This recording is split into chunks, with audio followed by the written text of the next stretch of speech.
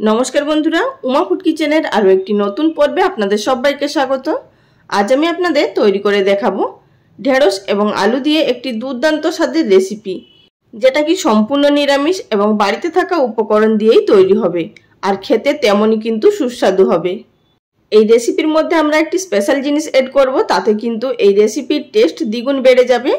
চলুন আপনারা ভিডিওটি দেখলেই বুঝতে পারবেন যে এটি কতটা টেস্টফুল হতে চলেছে। তো বন্ধুরা, রান্নাটি তৈরি করার জন্য সবার প্রথমে আমরা গ্যাস ওভেনে চলে এসেছি। গ্যাস ওভেনে একটি কড়াই বসিয়ে দিয়ে দিলাম এর মধ্যে 1.5 টেবিল চামচ পরিমাণ সরষের তেল। আর আপনাদের আমি এখানে দেখিয়ে দিচ্ছি, আমি এখানে 250 গ্রাম কচি ঢেঁড়স নিয়েছি এবং মাথার দিকটা হালকা একটু চিড়ে নিয়েছি। আর কাটার আগে কিন্তু ভালোভাবে পরিষ্কার করে জল দিয়ে ধুয়ে জলটাকে ঝরিয়ে নিতে হবে এবং দুদিকের মানে লেজের দিকটা এবং মাথার দিকটা কেটে নিতে হবে আর মাঝখান দিয়ে একটুখানি চিড়ে নিতে হবে। তো তেলের মধ্যে দিয়ে দেওয়ার পর গ্যাসের ফ্লেম মিডিয়াম টু হাইতে থাকা অবস্থায় প্রায় 60 থেকে 70% অবধি ভেজে নিতে হবে। এতে করে এই ঢেঁড়সের রেসিপিটা খেতে ভীষণই টেস্টি হবে। তো বন্ধুরা, আমার এখানে ভেজে নেওয়া হয়ে গেছে। আর এখানে কিন্তু ভাজার সময় নুন বা হলুদ কোনো কিছুই ব্যবহার করিনি।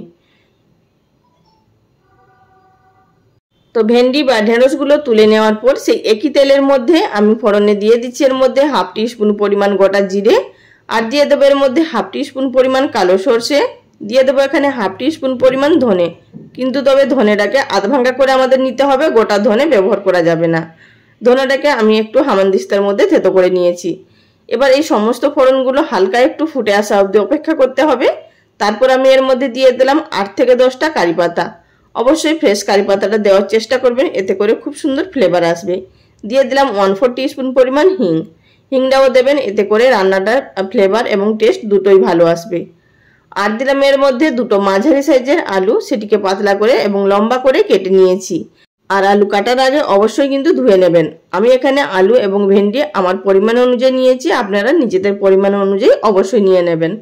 মিডিয়াম টু হাই ফ্লেমে 2 মিনিট মতো ভেজে নেওয়ার পর এবার এটিকে ঢাকা দিয়ে 5 মিনিট মতো আবারও ভেজে নিলাম। হালকা হালকা একটু লাল কালার চলে এসছে আলুর গায়ে। তো এই অবধি আমাদেরকে প্রথম অবস্থায় ভেজে নিতে হবে। তারপর আমি এর মধ্যে এড করে দেব 1/2 টিস্পুন পরিমাণ আদা থেতো করে। আপনারা চাইলে এখানে আদাটা গ্রেট করে দিতে পারেন, তবে কিন্তু এই রান্নার মধ্যে থেতো করে দিলে বেশি টেস্ট আসে। আর আমরা কিন্তু এই রান্নার মধ্যে কোনো রকম পেঁয়াজ বা রসুনের ব্যবহার করব না, সম্পূর্ণ নিরামিষভাবেই তৈরি করব।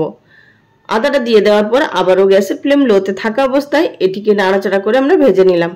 বন্ধুরা, আদাটা মিনিট খানিক ভেজে নেওয়ার পর আমি তার মধ্যে দিয়ে দিয়েছিলাম স্বাদ মতো নুন আর পরিমাণ মতন হলুদের গুঁড়ো। তো সেই সময় ক্যামেরাটা বন্ধ হয়ে গেছিল, তার জন্য দুঃখিত। এবার এটিকে ঢাকা দিয়ে লো ফ্লেমে রান্না করে নেব আরও 5 মিনিট মতো।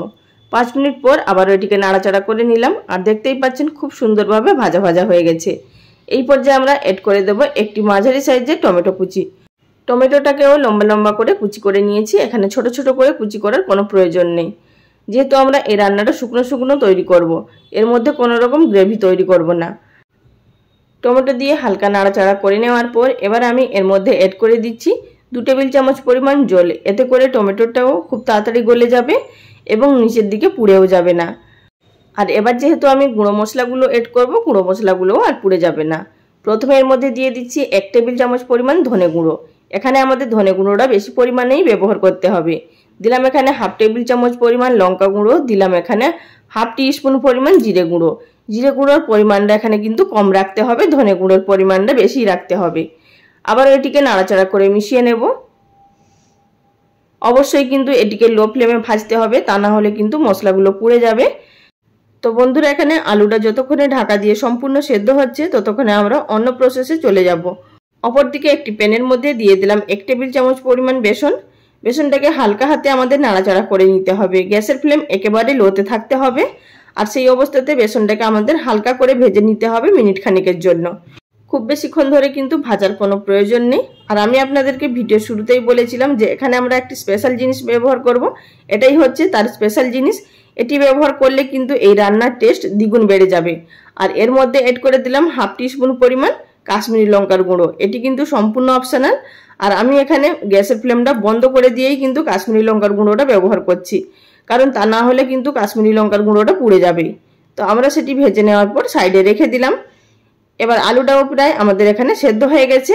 আর দেখতেই পাচ্ছেন রান্নার কালারটাও খুব সুন্দর চলে এসছে। আর টমেটোগুলো প্রায় গলে গেছে। আর টমেটো থেকে যে জল বেরোচ্ছে তাতে কিন্তু আমাদের আলুগুলো সম্পূর্ণ সেদ্ধ হয়ে গেছে। আশা করি সেটা দেখে বুঝতে পারছেন। এই পর্যায়ে এর মধ্যে অ্যাড করে দেব আগে থাকতে ভেজে রাখা ভেন্ডি বা ঢেঁড়সগুলো। দিয়ে দেওয়ার পর নাড়াচাড়া করে ভালোভাবে মিশিয়ে নেব, মানে আলুগুলোর সাথে হালকা করে কষিয়ে নেব। আলুর সাথে ভেন্ডি কষিয়ে নেওয়ার পর এবার আমি এর মধ্যে অ্যাড করে দেব সামান্য পরিমাণ জল, যাতে করে আমাদের মশলা এবং ভেন্ডি আলু পুড়ে না যায়। তার জন্য 2 টেবিল চামচ পরিমাণ জল অ্যাড করছি। তবে কিন্তু যে প্লেটের মধ্যে আমি ভেন্ডিগুলো ভেজে রেখেছিলাম সেই প্লেটটা ধুয়ে কিছুটা পরিমাণ জল ব্যবহার করলাম। আবারও এটিকে নাড়াচাড়া করে মিশিয়ে নেব। আর অবশ্যই কিন্তু মনে রাখবেন আগাগোড়ায় কিন্তু গ্যাসের ফ্লেম লোতে থাকবে, তা না হলে কিন্তু পুড়ে যাবে। আর এই পর্যায়ে আমি অ্যাড করে দিচ্ছি এর মধ্যে 4টে কাঁচা লঙ্কা। আপনারা চাইলে কাঁচা লঙ্কাটা কুচি করেও দিতে পারেন। এবার বন্ধুরা লো ফ্লেমেই আমাদের এটিকে ঢাকা দিয়ে মাত্র 2 মিনিটের জন্য রান্না করে নিতে হবে। আর বন্ধুরা ভিডিও চলাকালীন ছোট্ট একটি অনুরোধ, যদি আমার চ্যানেলে কেউ নতুন দর্শক বন্ধু হয়ে থাকেন আর ভিডিওটি দেখার পর যদি আপনাদের ভালো লাগে চ্যানেলটি সাবস্ক্রাইব করে নেওয়ার অনুরোধ রইল। পাশে থাকা বেল বাটনটি অবশ্যই প্রেস করে রাখবেন, এতে করে আমার পরবর্তী ভিডিও নোটিফিকেশন সবার আগে পেয়ে যাবেন। আর যারা ফেসবুক পেজ থেকে দেখছেন তাদের কাছেও রিকোয়েস্ট রইল পেজটি ফলো করে নেওয়ার জন্য। আর বন্ধুরা এখানে দেখতেই পাচ্ছেন খুব সুন্দরভাবে আমাদের এখানে কষিয়ে নেওয়া হয়ে গেছে। রান্নাটাও প্রায় সম্পূর্ণ তৈরি, তবে কিন্তু তার আগে আমাদের এখানে অ্যাড করতে হবে সেই স্পেশাল জিনিস, যে আমরা বেসন এবং লঙ্কা গুঁড়োটা ভেজে রেখেছিলাম সেটি। তো এর মধ্যে দিয়ে দেওয়ার পর ভালোভাবে নাড়াচাড়া করে মিশিয়ে নেব। এতে করে দেখবেন রান্নার কালারটাও চেঞ্জ হয়ে যাবে, আর রান্নাটা তো খেতে ভীষণই টেস্ট হবেই এর কারণে। আর বেসনটা অবশ্যই কিন্তু হালকা ভেজেই এখানে ব্যবহার করবেন। তো বন্ধুরা এখানে দেখতেই পাচ্ছেন ভেন্ডি আলুর মধ্যে খুব সুন্দরভাবে বেসনটা কোটিং হয়ে গেছে। এই পর্যায়ে আমরা এর মধ্যে অ্যাড করে দেব 1/2 টিস্পুন পরিমাণ আমচুর পাউডার, দিয়ে দেবো এর মধ্যে 1/4 টিস্পুন পরিমাণ গরম মশলা গুঁড়ো, আর দিয়ে দেব কিছুটা পরিমাণ ফ্রেশ ধনেপাতা কুচি। আর বন্ধুরা আপনারা চাইলে এখানে আমচুর পাউডারের পরিবর্তে লেবুর রস বা এখানে চাট মশলা অবশ্যই ব্যবহার করতে পারেন।